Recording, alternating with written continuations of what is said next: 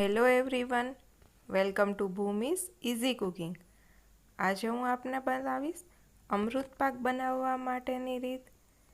Traditional સ્ટાઇલથી perfect માપ અને એકદમ સરળ રીતથી આ અમૃત પાક કઈ રીતે બને તેના માટે આ વિડીયોને છેલ્લે સુધી અચૂક જોજો। જો તમે આ ચેનલ પર નવા હોય તો ચેનલને સબસ્ક્રાઈબ કરવાનું ભૂલશો નહીં। અમૃત પાક બનાવવા માટે મેં અહીં સૌપ્રથમ એક વાટકી જેટલો રવો લીધેલો છે। તેને જે વાસણમાં તમારે ગરમ કરવો હોય તે વાસણની અંદર ઉમેરી દીધેલો છે અને એકદમ ગેસની ધીમી આંચ પર તેને હલાવવાનો છે। આ રીતે એકાદ મિનિટ જેટલો હલાવ્યા બાદ તેમાં જેટલો રવો હોય તેના કરતાં અડધા માપથી ઘી ઉમેરેલું છે। મેં અહીં એક વાટકી રવો હતો તો અડધી વાટકી જેટલું ઘી ઉમેરેલું છે અને તેને આ રીતે હલાવતું રહેવાનું છે। ગેસની આંચ એકદમ ધીમી રાખવી જેથી કરીને નીચે બેસે નહીં અને એકદમ ઝડપથી તેનો કલર બદલે નહીં। આ રીતે ગેસની ધીમી આંચ પર 4 થી 5 મિનિટ સુધી તેને શેકવાનું છે।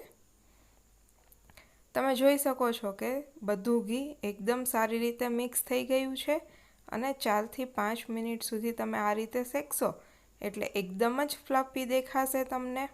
તો આ રીતે ફ્લફી થાય અને તેનો થોડો કલર ચેન્જ થાય એટલે તેમાં 2 ચમચી જેટલી દૂધની તાજી મલાઈ ઉમેરવાની છે।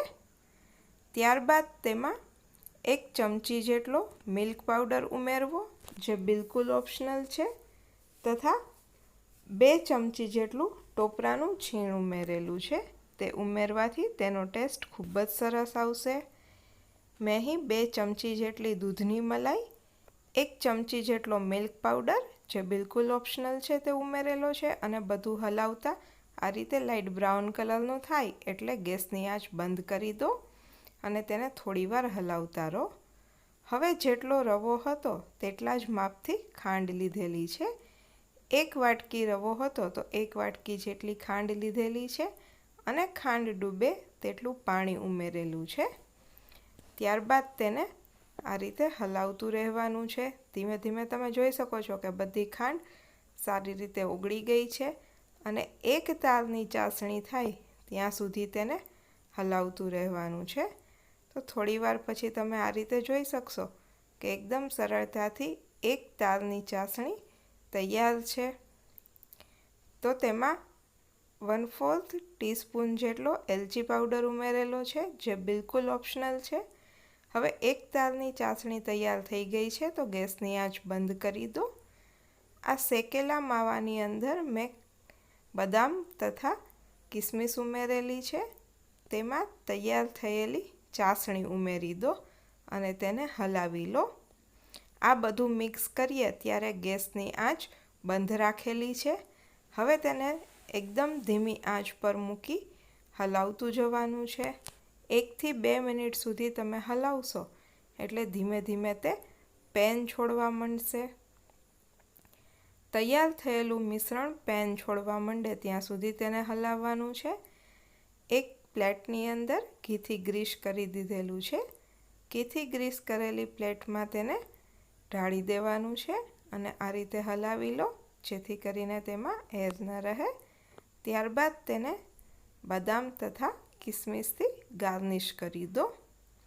તો ખાવામાં એકદમ સ્વાદિષ્ટ તથા બીજી બધી સ્વીટને ભૂલાવી દે તેવો આ અમૃત પાક તૈયાર છે।